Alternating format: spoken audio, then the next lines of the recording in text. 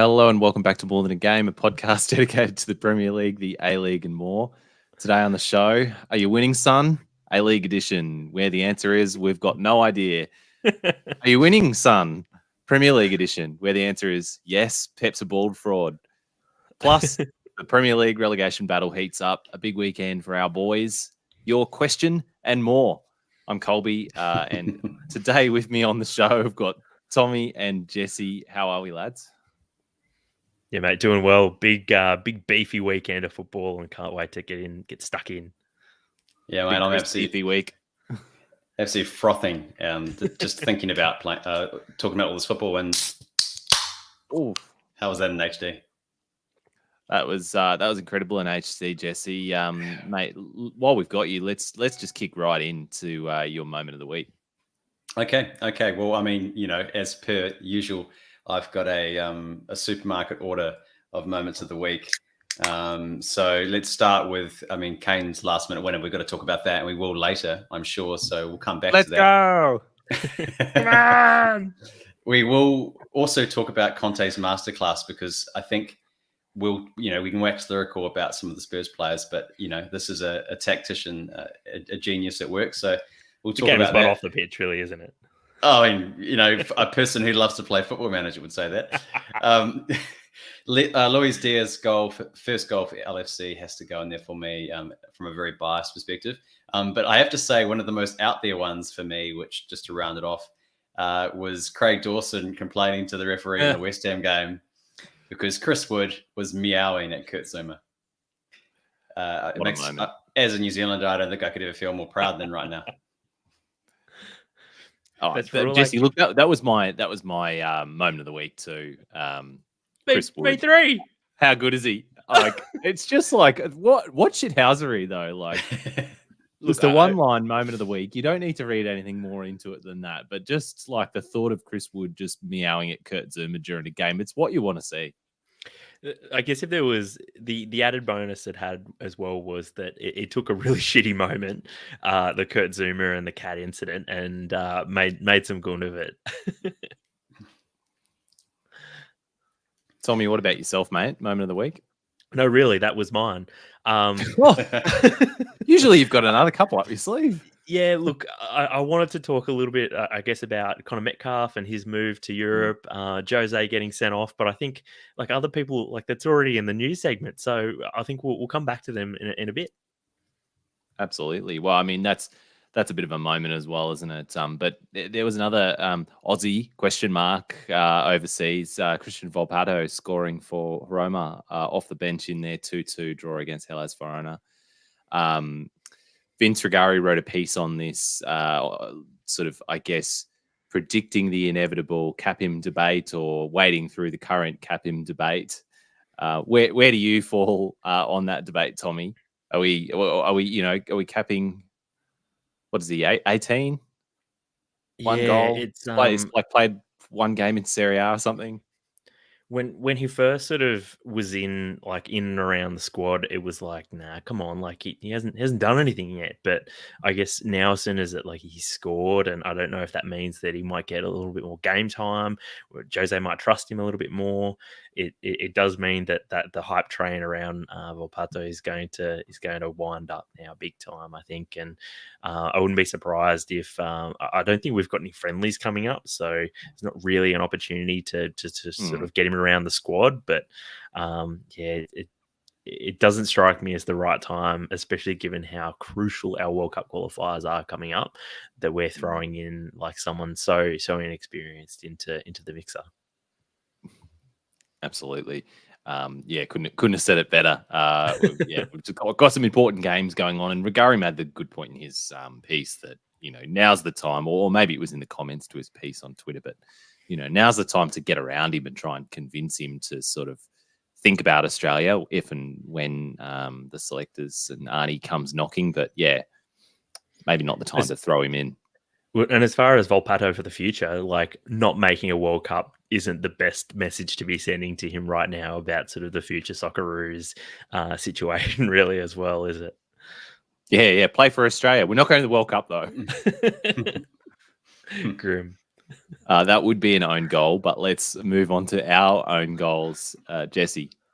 Mate, this is just going to be like when you play Uno and you play the pass card, because I just don't have an own goal this week. I scraped the bottom of the barrel. I tried to find negative things for the week. I couldn't find anything. There's just been so much good stuff. And of course, I help myself to 1, 2, 3 moments of the week. So it's only fair that I, hand the own goal to someone else.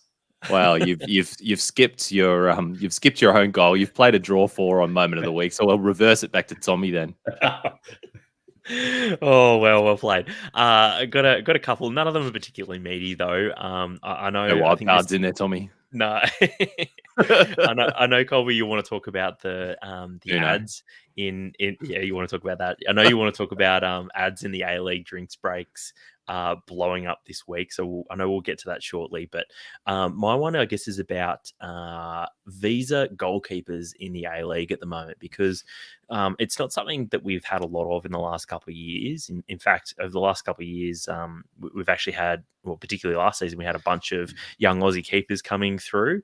But I mean, at the moment, you've got Margush and Ivan Kellever at Western Sydney and the VAC, who are both on the about to get dropped from just basically poor performances. And I guess the own goal at the moment is A-League coaches bringing in visa goalkeepers who basically just aren't up to the task of being a first choice goalkeeper, or aren't up to the standard of this league, which is just really average areas. I saw on social media that Ivan Kellever was second choice to Paul Izzo at Xanthi in Greece, while Popovic was there, which sort of begs the question, well, if he wasn't first choice in Greece, why did he bring him here? Because pretty much from all reports, the Victory fans have had enough. They want to see the back of him, and they think that he's great in terms of sort of getting amongst the crowd, and seems like a great bloke and a great clubman. But when he's taking up one of your 5 vital visa slots, they've got to be good.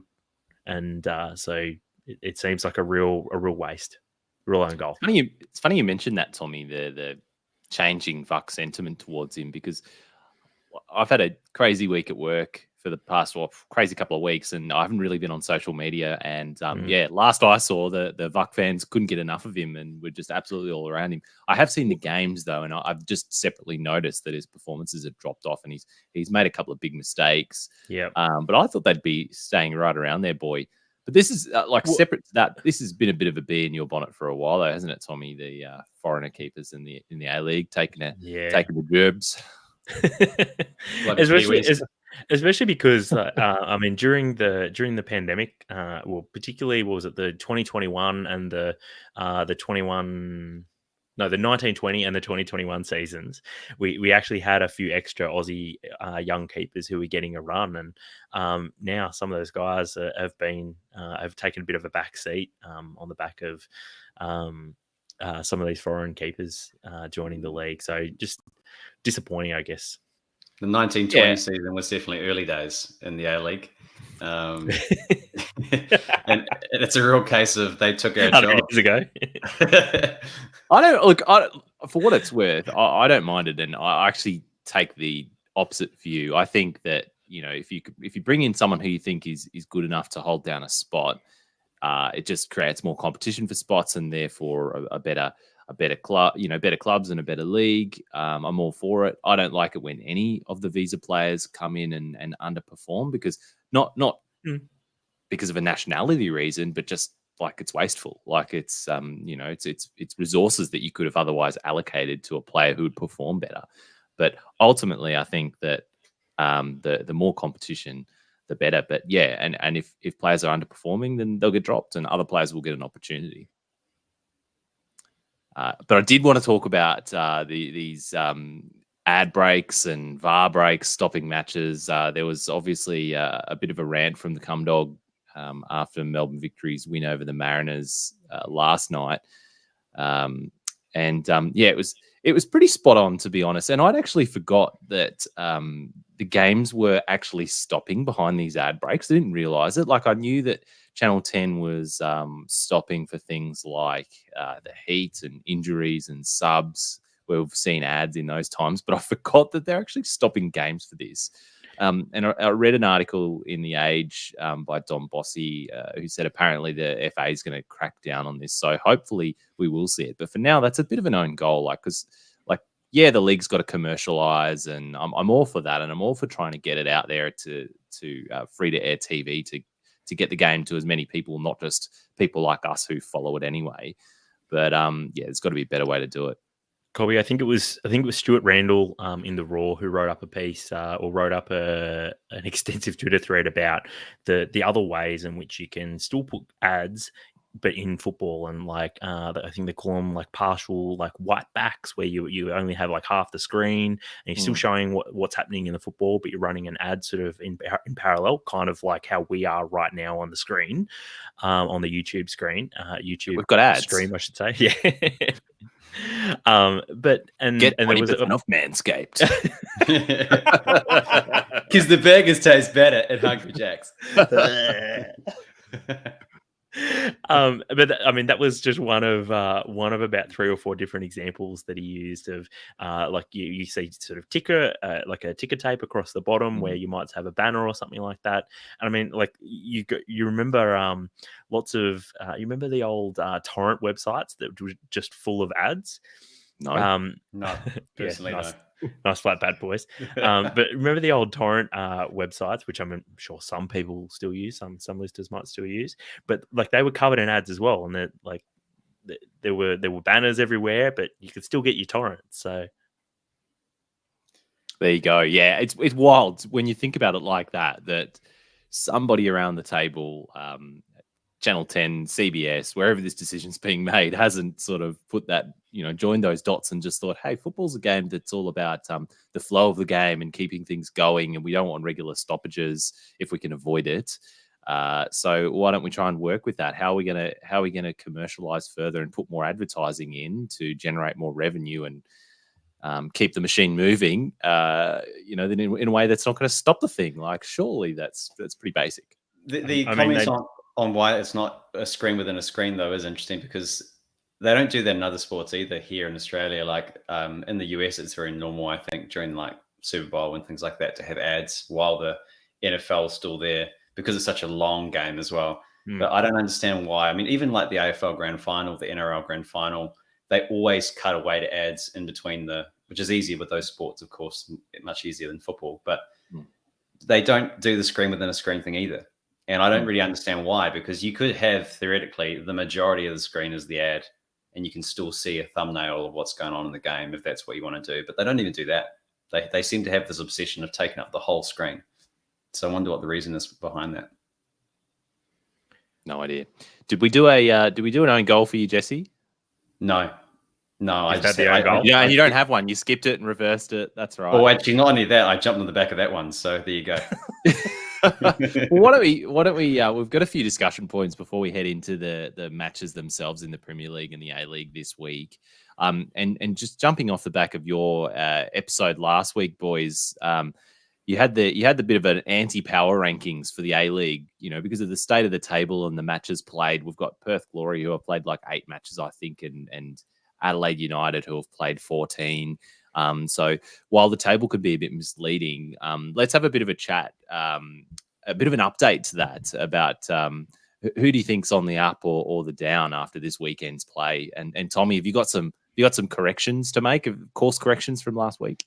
Yeah, I don't know if they're corrections or just apologies that I need to throw out, because last week I was pretty savage on MacArthur, and I tell you what, they came back with a vengeance this week and absolutely just battered Adelaide. I think was it last week? I can't remember who it was, but last week I was hammering someone on their kit choice and their mixing and matching of home and away kits.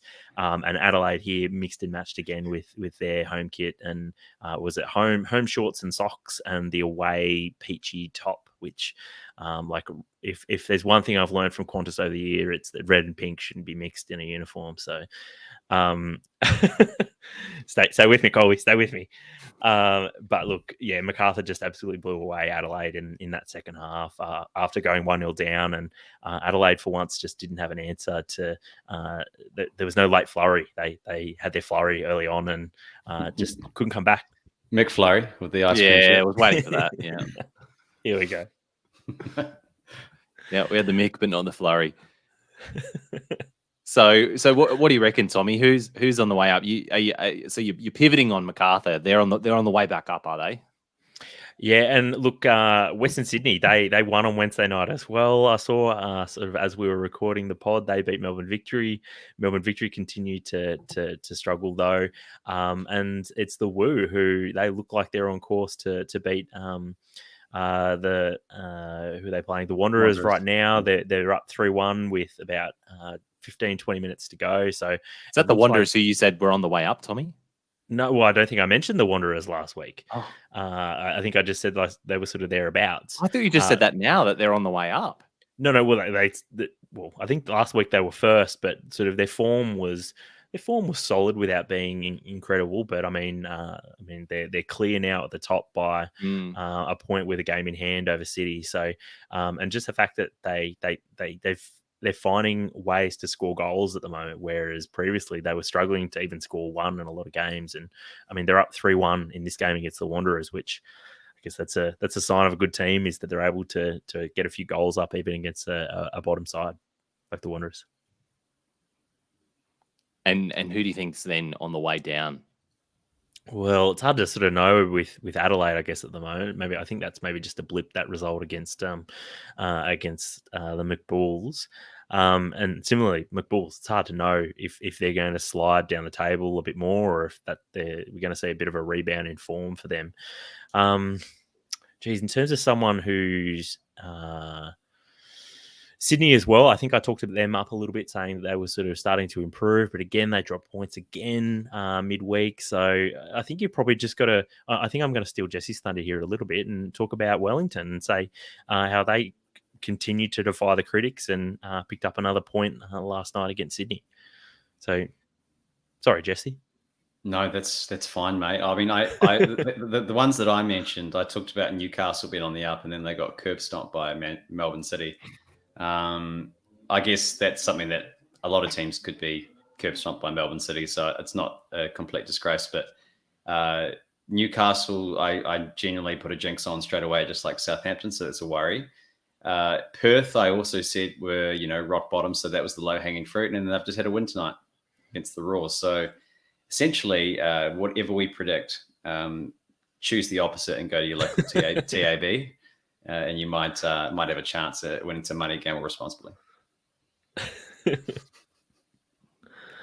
What about Melbourne City, boys? Like they're probably going to be a point behind Western United, but they seem to have come into a bit of consistency of form.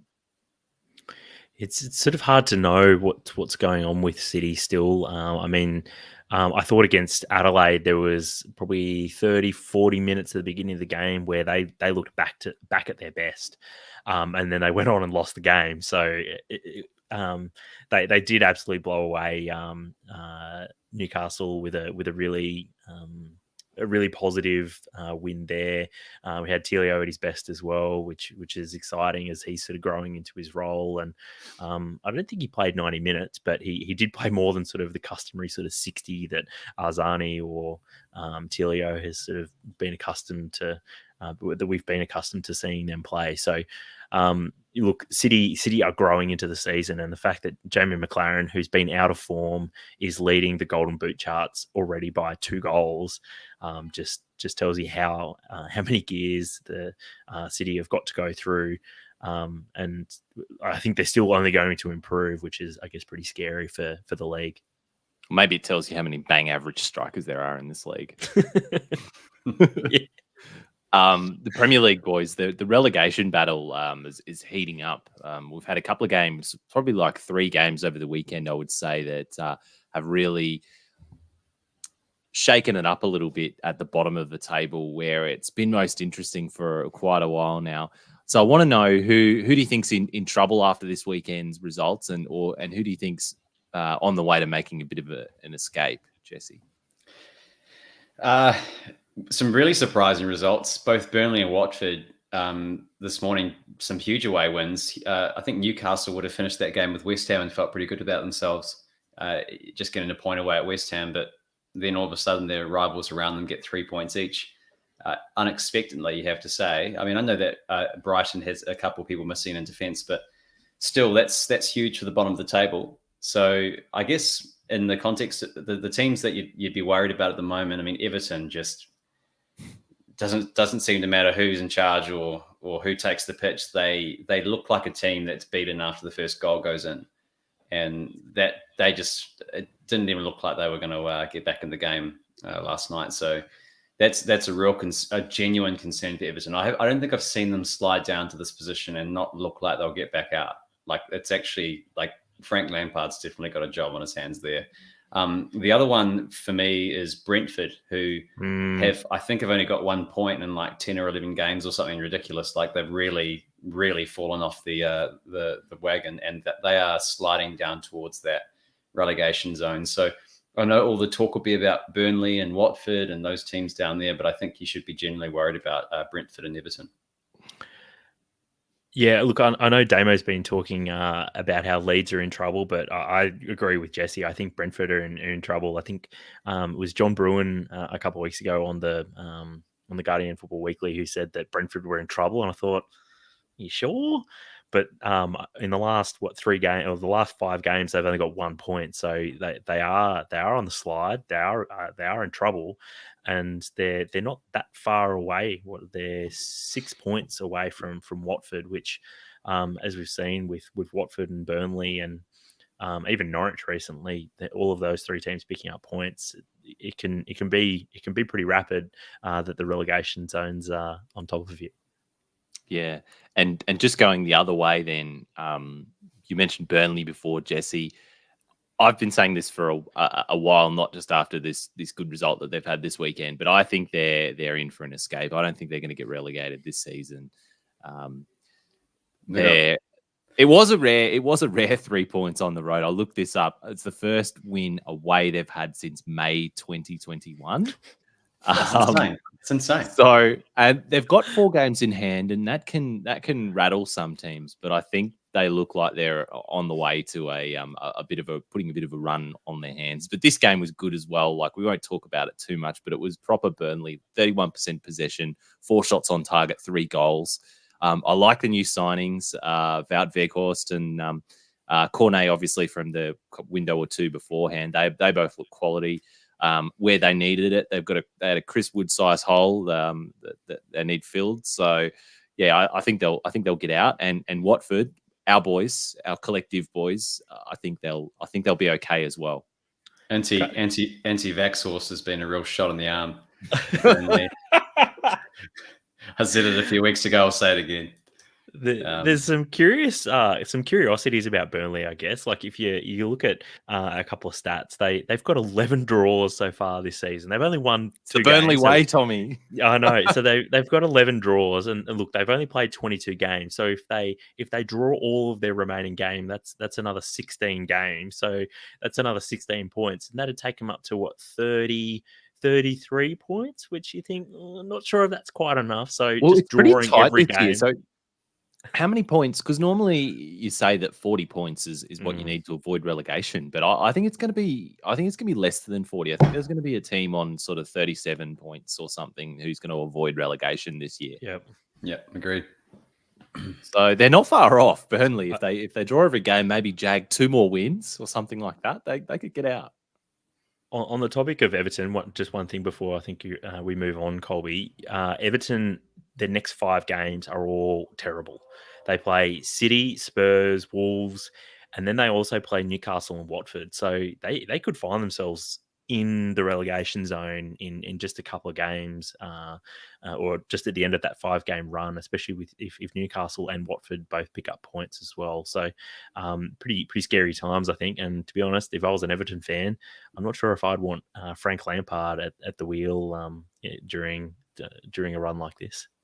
I can't believe he took that job. I mean, yeah, get back in the Premier League, but what a poison chalice at the moment that club is.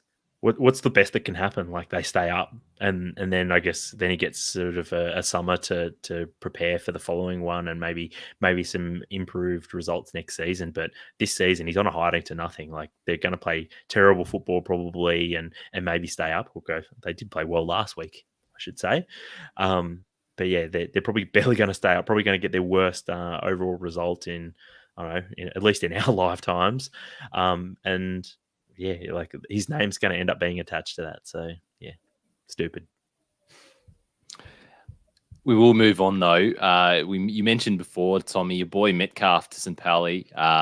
What do you make of this transfer? We just want to throw this in here to get your view on it. Mate, I think it's a great transfer because Him and Jackson linking up. Yeah, there's that, and I guess a bit of an Aussie connection there. It sort of softens the blow of him landing in Europe and letting a fellow Melbourne boy helping him to settle over in Germany. I don't know how much German Connor speaks, but St. Pauli's the hipster club, so he'll find a flat white, no problem, mate. No problem at all. But look, most importantly, from I guess an on the pitch perspective, St. Pauli, they're right in there in terms of promotion up to the Bundesliga 1. So I've got the table in front of me there. They've got a game in hand and they're only 1 point behind leaders Werder Bremen. And although it is very close at the top of the Bundesliga 2 at the moment, you've got 5 teams all within 2 points of each other, and St. Pauli are right in there in the mix. So we might have to do a two Bundesliga chat, 2 Bundesliga watch, Tommy. We'll we might need some more regular updates for listeners. Between 2 Bundes. Chat.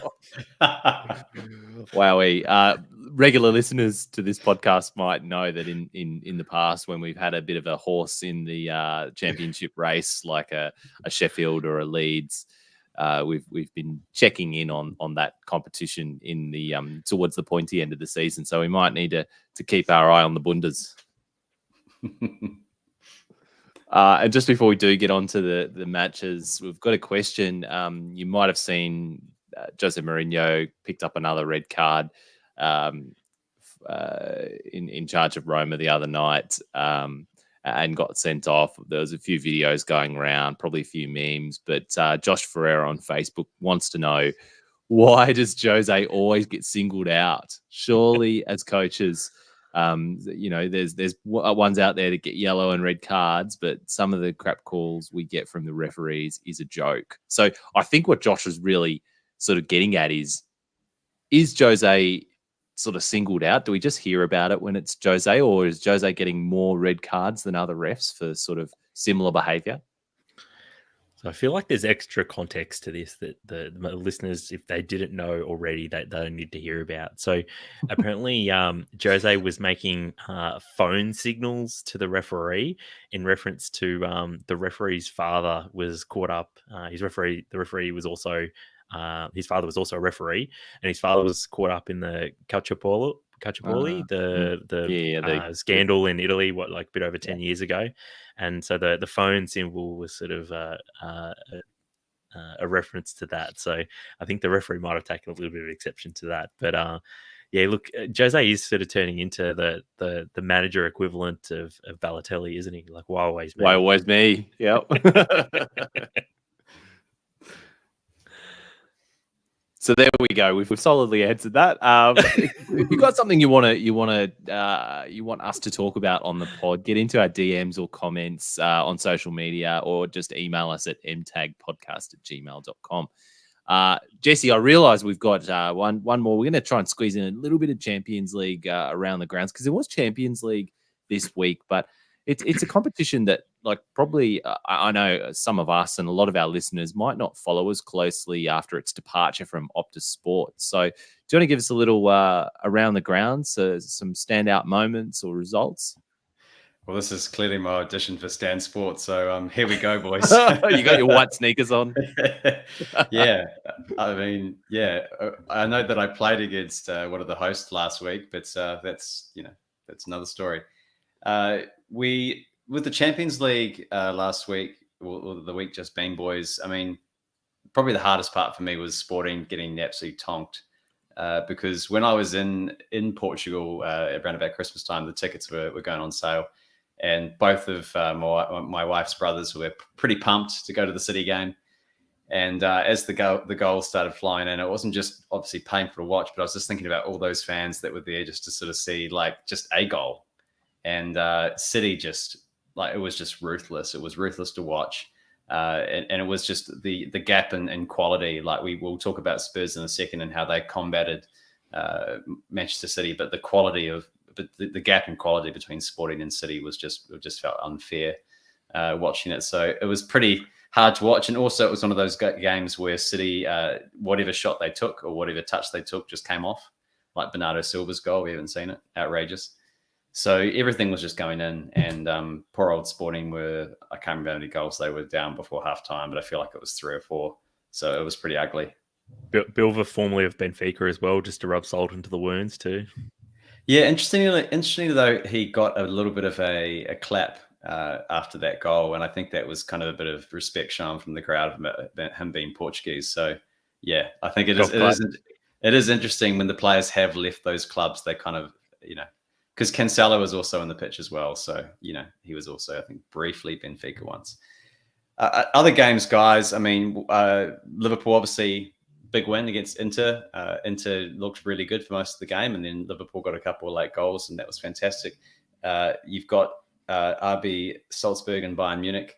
Bayern Munich actually left it to the 88th minute or something to get an equaliser, so they were under the pump there. So still quite a bit to play for in the second leg. And the final one, boys, the big one, PSG Real Madrid. George, who I believe is, at least in the MTAG world, probably one of the biggest Mbappe fans. I think I get the sense that he's a big Mbappe fan. He was very, very happy with that late goal from Mbappe. And why wouldn't you be? Loves Mbappe. Loves Mbappe. So almost as much as he loves Upojano.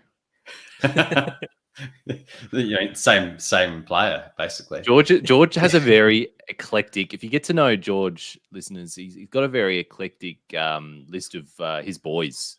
Billy Gilmore's in there as well, isn't there? There's no Billy Gilmore. There's no rhyme or reason to who George will choose as his boy. But as the old saying goes, you don't choose your boy chooses you. So back to you, Jesse. I mean, first of all, wow. I mean, I've never really heard that expression, but you learn something every day. But yeah, I'm still just surprised that Joao Cancelo got a positive reaction at Sporting. I thought he would have been Buao is Cancelo. Oh wow. Wowee. Well, I'm going to swiftly move on just to paper over that one. So there's still the second legs of those games to come, obviously, but the Champions League this week for people to look forward to, if you are able to jump across from Optus to Stan Sport, download on Apple Play, is Chelsea, Lille, Villarreal, Juventus. You've got Atletico, Man United, which should be tasty. I think it's Ronaldo is one of his favorite opponents, actually, and Benfica, Ajax to come. So there's still plenty of Champions League to be played in the middle of the week.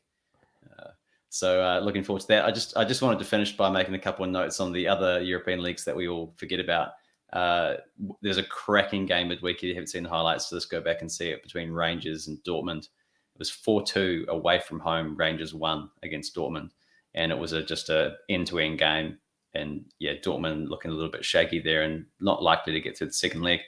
And Barcelona drew at home to Napoli, which means that they go to Napoli next time and obviously have it all to play for as well in the Europa League. Barcelona in the Europa League. So yeah, plenty going on there, boys.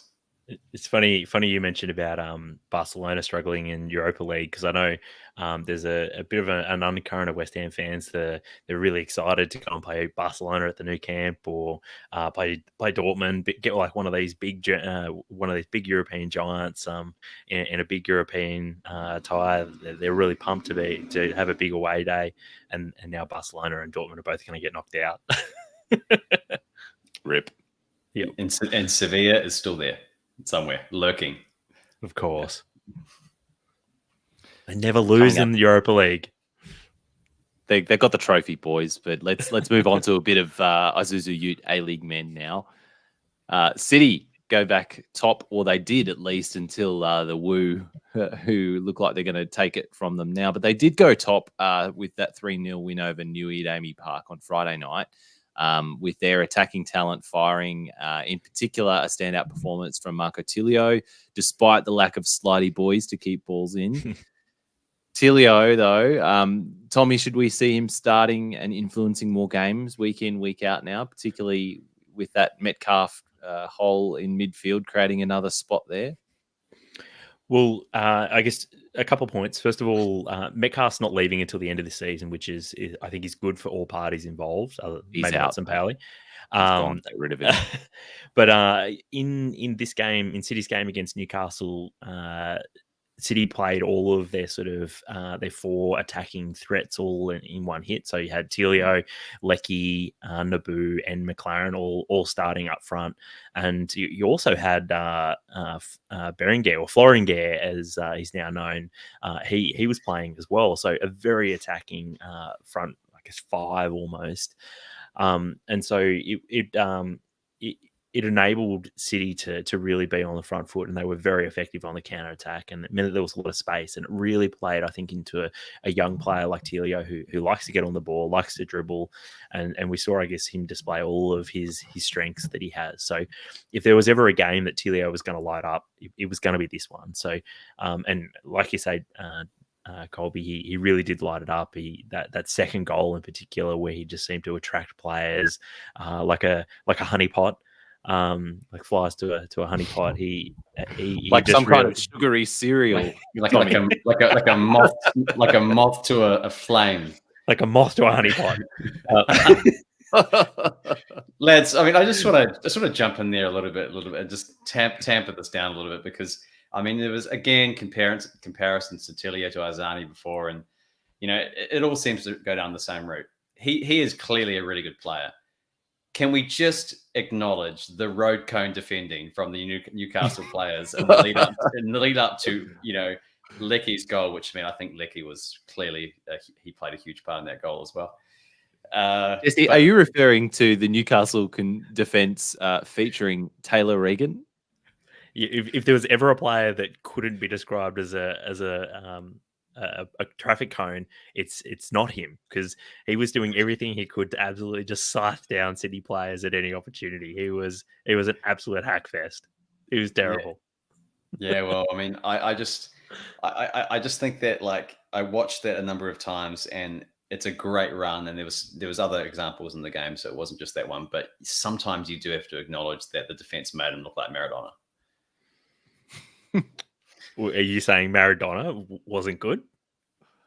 Is that the implication? Are you calling Telio Maradona-esque, Jesse? If Telio's Maradona, then what's Arzani? Arzani is like late era Maradona, where he was just doing things on the sideline which you shouldn't do. Cocaina. Boys, another question, because there were some other goals and there were some other players in this game. And this is going to be a difficult question for Tommy, but whose goal was better, Jenkinson or Lecky? Wait, because I think I have to pass this one, don't I? Jesse, I'll let you go, mate.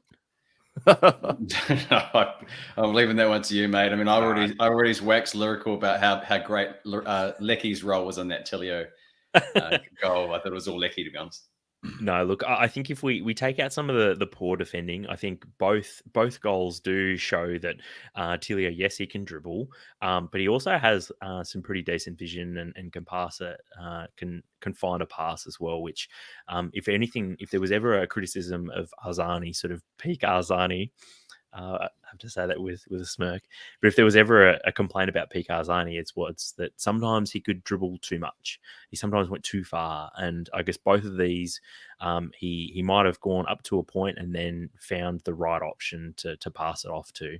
And both passes led to goals, obviously. But both, like you've got to be able to find the pass and time the pass, and he did that both on both occasions really well. So that probably bodes well for Telio that he won't turn out like just another Arzani, another flash in the pan young player that can dribble a bit.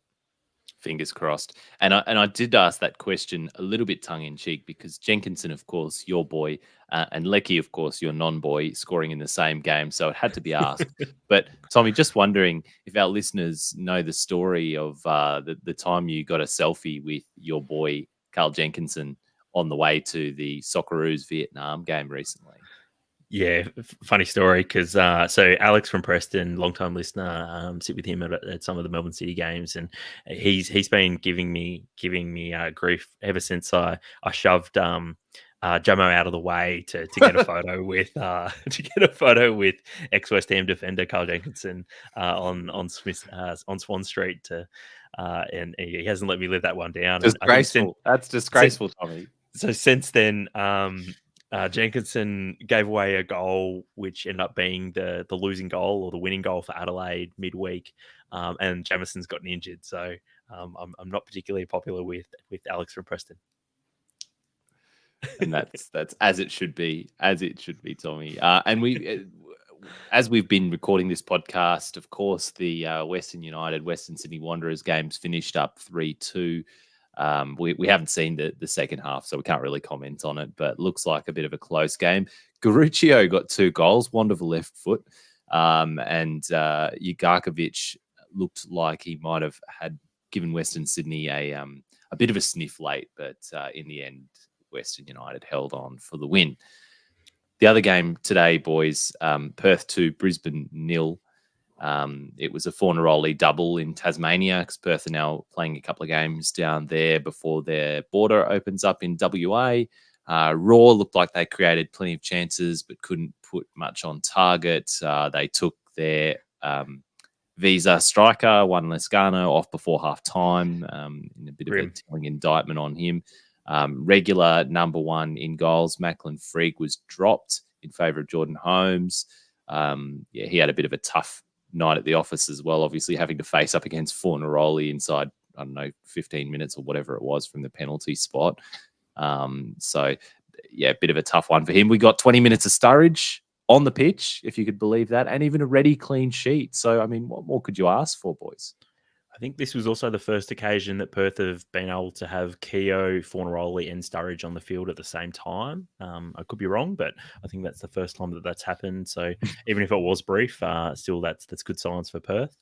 I saw someone comment in relation to this that it was like that 3-headed dragon meme, where two of them look really powerful and one of them's really dumb looking. Who's the dumb one? Gave me a giggle. Well, I think that's for the listeners to answer, isn't it? Just a quick note. Great to see some football being played in Tasmania for all those Tasmanian listeners out there. Yeah, all the Tas legends. Shout out. Big up Tasmania. 3-headed dragons. Wasn't it a carpet though? Like the pitch looked excellent. Well, they don't call it Launceston for no reason.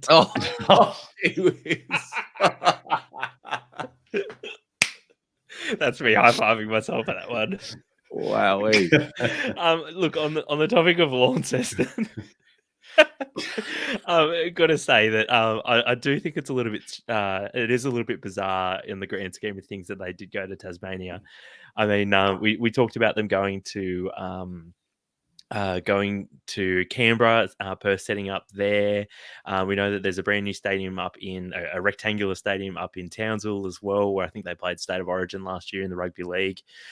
So for them to go to, I know Tasmania is possibly a future home of an A-League team. So that does kind of make sense from that perspective. But outside of that, playing in an oval ground in Launceston is just it's really strange as far as I'm concerned. Canberra's just lava. Nobody can touch it.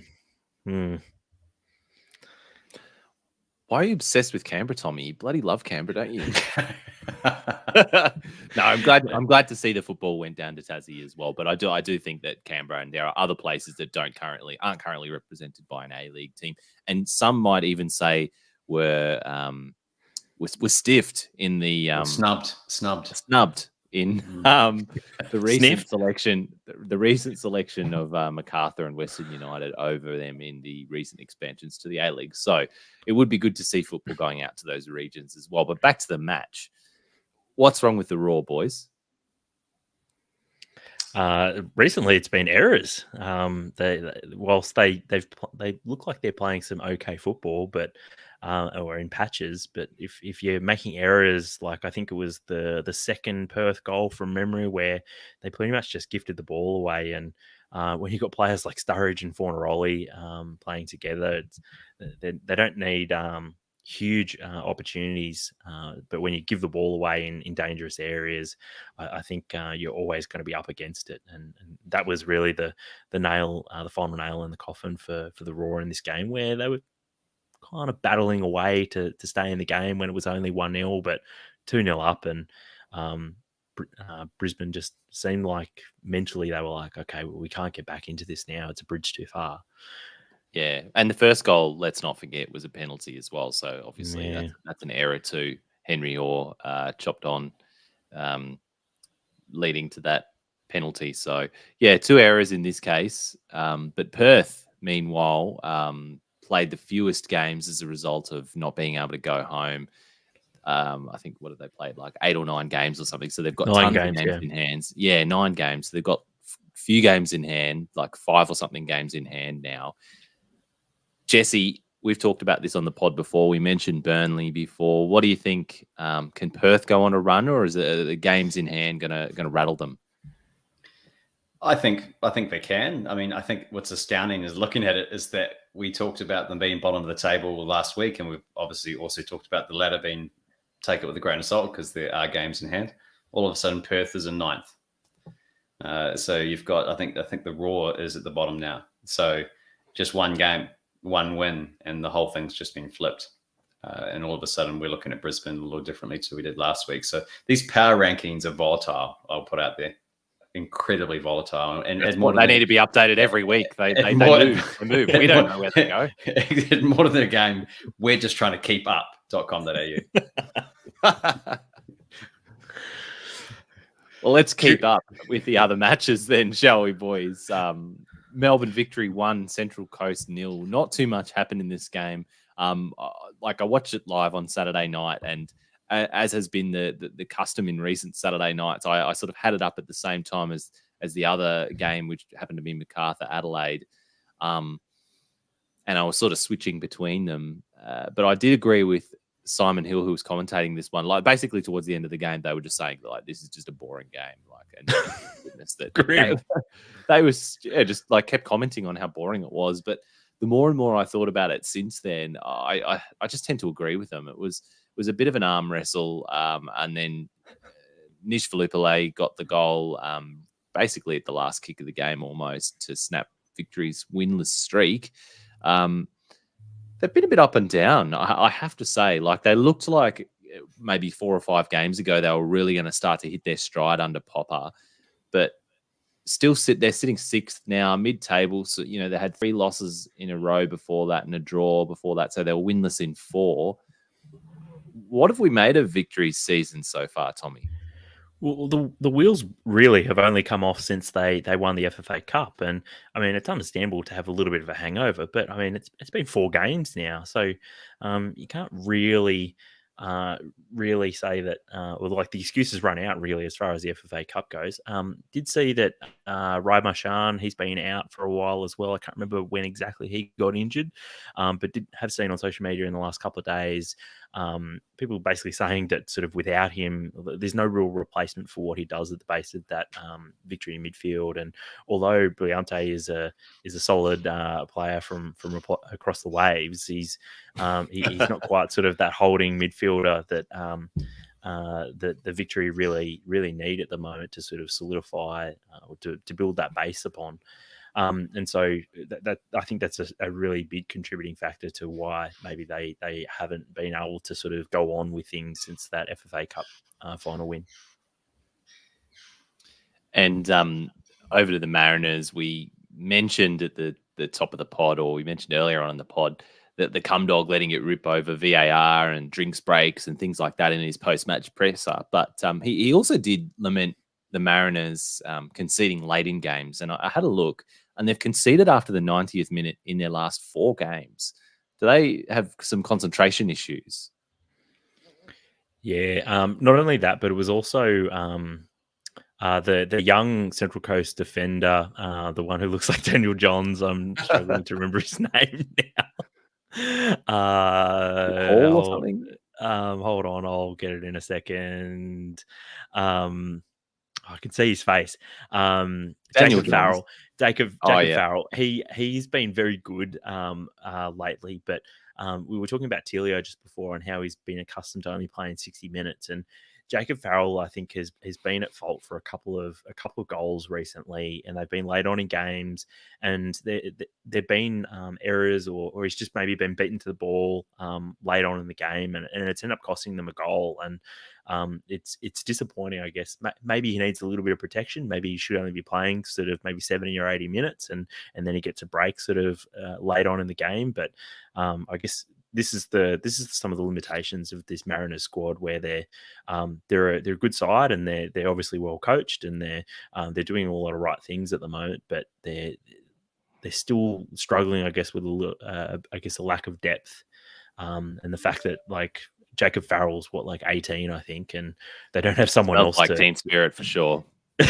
just a quick note on the victory. I mean, is Davidson the A-League's Dennis Rodman? And if yes, with these different hair colors, will this improve relations with North Korea?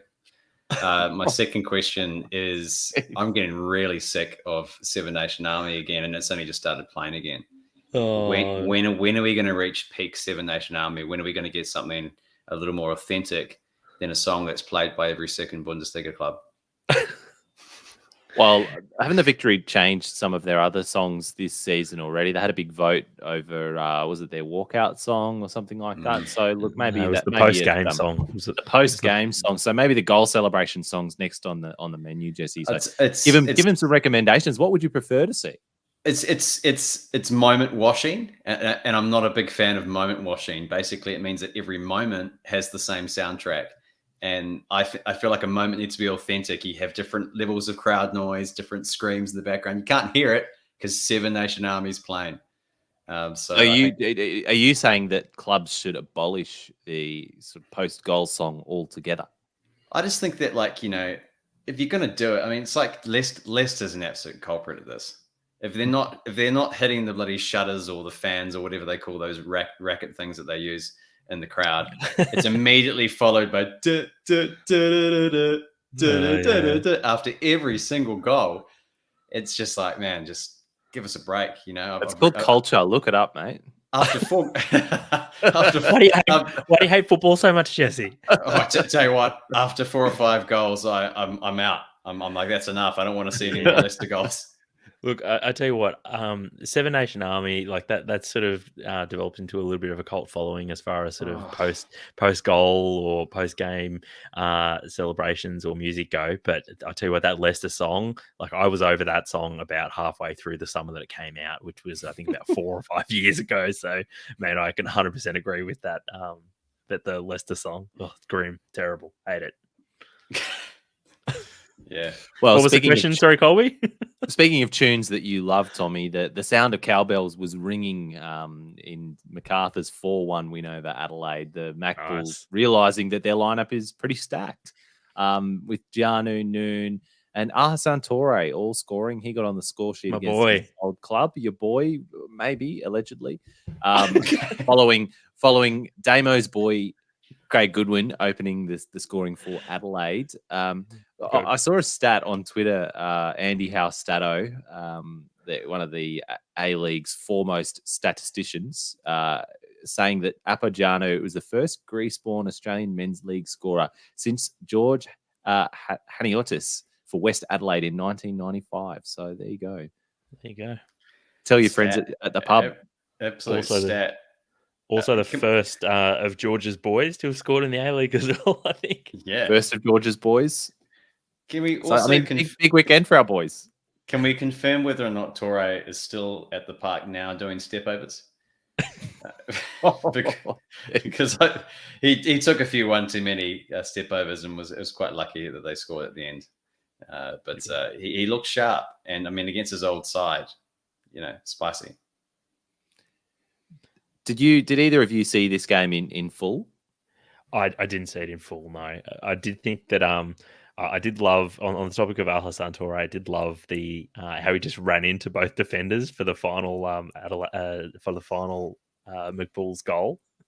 He just took out both defenders, and then basically the ball just dribbled to the other one. Yeah, he couldn't stop. He couldn't stop stepping over. It was like a glitch in the Matrix. He was on the ground still doing step overs. I'd be interested to hear what our listeners thought of this game because statistically, like the Bulls were dominant. They had like 31 shots or something, 14 on target. Like they've scored 4 goals to 1. Like you look at this game and you just think the Bulls absolutely dominated Adelaide, and Adelaide were pretty poor. I watched the full game. I was switching between this and the Mariners, but like I said, the Mariners game was just boring as batshit. So I was watching this one a fair bit more, and I just thought MacArthur don't look that good. Like Adelaide were just bad. Like to me, it was much more a case of Adelaide bad than MacArthur good. We'll see how they go in their next game, but I do think that scoreline was slightly flattering to MacArthur despite their dominance. I think, I mean, it might be a cliche, but I mean, you know, a champion team will always beat a team of champions. And I think, you know, I think MacArthur at the moment are sort of just finding themselves. I mean, you know, I feel like they should have an identity considering the amount of cowbells that are ringing on the sidelines. But at the moment, they seem to just be finding themselves. And what's holding them together is some of their key players, just individual performances. Davila looked really, really good, and he hasn't been as good as he should be so far this season. Noon celebrated that penalty that he had saved, and then he tapped it back in like he'd won the World Cup. I'm a little unsure. I'm a little unsure as to why that was. What I'm really enjoying, Jesse, is the McBulls just having their gap year in front of us, and we're just getting to watch them find themselves. It's just all about eat, pray, love there, isn't it? Yeah, that's right. They're probably, yeah. I don't know. I'm not sure what's going on. I don't know if half the squad's been at the demonstrations in front of Parliament. I'm not sure, but they have been a little bit thin in their performances, and we all expected more. Although I did call, which didn't work out, but I did call for their manager to be the first sacked because I thought they were going to self implode a lot earlier than this. But, still time. There is still time. We're less than halfway through the season, Jesse. There's definitely still time, but just switching to Adelaide before we move on. Tommie, what's going on with Louis Dorito? He's had a bit of a slow year. I know you blame the Spanish contingent of Adelaide United, but why has he dropped off? Yeah, the return of his AS has seemed to have, who should in theory be a great mentor for him. He seems to have taken all of his mojo, all of his confidence, and all of his starting, all of his minutes for Adelaide as well. So, bit grim, I guess, at the moment for Louis Dorigo, and I wouldn't be surprised. I ever wonder if maybe the time is right for Louis Dorigo to make a move away from Adelaide so that he can get some more minutes, because maybe maybe things are, well, his time is running out as a starting footballer at Adelaide, and he's at such a crucial age in terms of getting minutes to be able to develop into, I guess, the player that he could develop into. Maybe he'll take over from Connor Metcalf at Melbourne City next season. Who knows? Hot take. Final game of the round, or of the weekend, I should say. Wellington won, Sydney won. Point well deserved for Wellington, Jesse. I mean, I'm just personally incredibly grateful that our home game was in Cogra. Because, I don't know, when you ask a Phoenix fan what feels like home away from home, I think Cogra. And particularly if I could pick one team out of the entire competition to play there, where we definitely have a home advantage, it would be Sydney FC. So they absolutely nailed it there. No, it was a game that was quite interesting. Like the Phoenix looked really good in the first half and really frustrated Sydney, although Sydney still had some decent chances. But the Knicks, I was really wrapped with them in the first half, but the second half, they were just backs to the wall, under the pump.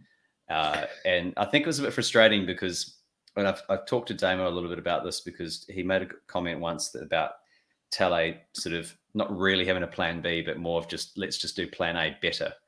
And I think that sort of summed it up pretty well. I find the frustration with Tele sometimes is that once the Knicks kind of decide they're going to just defend, it's not that kind of defend with an eye to counter. It's just defend. And it's quite hard to watch sometimes when we've only got like a 1-goal lead, and because the defending takes all the energy, saps all the concentration out of our players. And then if we need to respond later in the game, if they get an equalizer, our players are just sapped. And you've got David Ball just doing an absolute shift up front. So unless unless we get a stronger bench where we have players who can legitimately come in and still be really, really effective, it's just looking like one of the things that it looks like a theme of ours that we're going to fizz out in the final 20 minutes of games. And Sydney could have won the game with the amount of chances they had. They did come home with a wet sail, Jesse, but they ran into a sail in goals. And like, who's a better keeper than him at the moment on form? I mean, it's a real case of they took our jobs when it comes to international foreign goalkeepers. No, I'm happy for him. I think, he was out for a little while recently as well, so he said to come back and really fight for his position. So I'm happy for him to be performing again. Yeah, because Paulson deputised quite well as well. I have to say, I was very surprised when he came in and did such a good job for stint of couple of games as well. So they've got two great young goalkeepers on their hands. Colby had a very similar situation as well at Sydney as well. So Redmayne, he resumed his starting spot for Sydney FC after last weekend. It was Tom Hewitt-Bell. He was starting. He resumed he kept the starting position for Sydney after Redmayne came back from the Socceroos. So they had a Socceroos goalkeeper on the bench for Sydney last week, which was curious. But I mean, Redmayne came back this week and then conceded a goal, and Sydney were on the back foot sort of in that first half, which I guess was a little bit curious situation. But I guess another club that has two good, very solid goalkeepers on their hands, and maybe if Redmayne retains that starting position next season at Sydney, we might see Hewitt-Bell maybe go to Western Sydney or the VUC, because they could do with a goalkeeper, I think. Yeah, not a bad shout there. He should definitely be starting. Hewitt-Bell, he's a bloody solid goalkeeper, and one of those ones like I think Glover spent quite a few years, like maybe it seems like a year too long on the bench at Melbourne City before he really got that starting role, but must have been promised to him. He really hung in there for it as well. But not sure what Hewitt-Bell's being told at Sydney, but he needs to find some games pretty soon, I would say. Just hope he's not just gobbling up a bowl of lies from the Sydney management Big team. bowl of lies. Nothing like it. Boys, let's chat a bit of Premier League next. There's only one place to kick off, and it's Manchester City 2, Tottenham 3. Antonio Conte's Tottenham have reopened the title race with a thrilling 3-2 win over City at the Etihad, thanks to a Kane double. Let's go! Come on! We tweeted this week. Before this game, we did tweet someone from the MTAG account, not going to name names, but they tweeted, is Harry Kane still worth 100 mil plus? So that's the question, boys. Who's the culprit, I guess? I mean, it wasn't me, so I'm just looking at you boys. I haven't been on social media all week, but it's a timely tweet. Yeah. Well, it looks like we've got one guilty party. All right. Well, no, it wasn't me either. So, well, I guess Damo's not on the pod, so we can blame him this week. Guess him text. Well, I mean, what do we think? Like, it was absolutely the Kane show in this game. He was everywhere, scored the double, like pulling the strings. Pep wanted to sign him at the start of the season. Should he have just paid the Levy premium? Well, it was almost like he had a point to prove against a manager who it was almost like he had a point to prove against someone who just wouldn't stump up the cash, right? So sort of trying to remind them, hey guys, I'm still here, I'm still good, even though he's been pretty average for most of this season. Definitely not 100 million pound striker, but I tell you what, he tried his best to remind everyone that he is still one of the best strikers or most consistent strikers in the Premier League over the last few years. Yeah. Well, what price do you put on a trophy, Tommy? Because this game, and he doesn't have to have the best season of his life this year, but what he's done in this game could really bring the title race back open. Well, yeah, like Liverpool, I think have got a game in hand on City, so the gap could be reduced to as little as 3 points if, assuming Liverpool do make up that extra game. So after weeks of saying, or even months of saying that the title race is over, it's bizarre that the back. title races. Yeah, it's back to only 3 points, possibly at the top. I'm still confused how that's happened. I don't remember City losing a whole bunch of games. No, it's more the fact that Liverpool had some games in hand, and then City just dropped a few points. They didn't lose too many, but yeah, this was a wild. With this morning, Damo and I, we had a game of golf, essentially first light. So basically, when this game was coming to a close, Girlfriends. And I was listening to the audio for this on the way to the course, and it was about the time that Mahrez got the penalty. Yeah, and I had that same sinking feeling I always have with City, where they just somehow find a way in the final 10 minutes to get that goal and get the penalty. And I was hearing them talk about the handball and how it was basically a certainty to go to VAR and be overturned and become a penalty.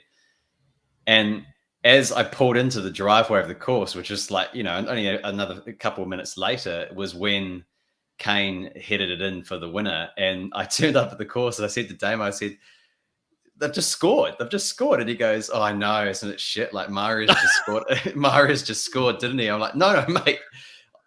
Kane's just gone to another end and scored. And it's like he'd closed the boot of his car and started packing his golf gloves and stuff at the same time as the goal went in, because he, like myself, had just kind of assumed the game was over. But the Spurs and late goals this season, it's incredible. I mean, a team that's been renowned for shitting the bed is now finding a way to actually like do teams in the final 10 minutes and steal it at the death. It's impressive. And that's why I wanted to mention Conte, guys. I mentioned it at the top, but a huge amount of the praise after this game is going to Kane, because he did have one of his most complete centre-forward performances. There's no doubt about that. But I just don't think it's a coincidence that it happens under a manager like Conte. You look at the way that they attacked, and it was actually incredibly interesting, the way that they got out of the back when they had virtually 6 players defending for Spurs, and then all of a sudden they were able to switch into actual effective attacks, counter attacks. Incredible work rate, which obviously is what Conte is all about. But I think the smartest thing that I noticed in the game, and a lot of the analysis afterwards is that City virtually love going in those pockets either side of the penalty box, and Spurs just decided to plug a guy in each one of them. In between the fullbacks and the centre backs, they just put a midfielder or a wing back between the two guys and said, no, you can't come through here. And it completely screwed Pep's game plan, because Cancelo and Bernardo Silva and those sort of players could not get close to the penalty box. So they couldn't get into that area where they did the tap-ins. It was genius. Couldn't be their cutback FC exactly that we've all come to know and despise. Yeah. But Jesse, we do actually have Damo in the mentions in our YouTube live comments. You're just pulling the strings, much like Harry Kane was in this match. But he wants to know what your thoughts were on the KKK up front for Spurs. Of course, referring to Kulusevski, Kane, and the Korean. Which I think listeners comes from, did an official NBC account tweet this, or was this just a G up? It's so bad. It's so bad. Whatever the case is, Triple K. That is a slightly better sounding acronym. But what did you make of it? In particular, Kulusevski. Son had a great game, but we know what he's about. But Kulusevski on debut got a goal thanks to Son in large part, but he was just everywhere this game. So. Yeah, well, they played a 3-4-3. So when I first saw the formation, I was trying to make out what formation Spurs was actually playing, because they had so many guys in defense. But it was a 3-4-3, and that's where I was interested to see where Kulusevski was playing, because I understood, could kind of play midfield, right in midfield. I wasn't sure where he was playing, but he was very much in a front three, and some of his deliveries to Kane was sensational. Are we ready to say wand of left foot? This is the same Kulusevski that friend of the pod Andy was absolutely scathing off, saying that he hadn't fulfilled his potential. So I guess it's just Andy just showing us what his eye for talent is like. But He's playing in a curiously- farmers league now, Tommy, so he can do it. Curiously, on the topic of Kulusevski, though, I thought it was very curious that for the assist and the goal that he got, he didn't seem to celebrate them at all. He didn't seem to be particularly enthused at all about the fact that he had such a massive impact on this massive game. So I don't know whether or not he just didn't want to celebrate too hard because maybe he likes City or thinks that Pep will sign him on the back of that performance. But I thought it was a really bizarre reaction to a really, really massive moment for him, especially I think it was his first game that he started for Spurs. And so, and really in sort of the rebound of his career as well. I mean, they won away at Spurs, broke open the title race. But personally, what I'm concerned about is Kulusevski not celebrating enough. Back to you, Colbs. I mean, I think the most concerning thing to come out of this, boys, was Phil Foden going to a nightclub afterwards, and he looked sad, but he was at a nightclub after the results. In shades of Elvis Cam sober. What a drama! Yeah. But speaking of rebounds, boys, West Ham couldn't rebound into the top four as they let Newcastle United back in. Who knew? 1-1. Not me. Yeah, look, 2 points dropped, Tommy.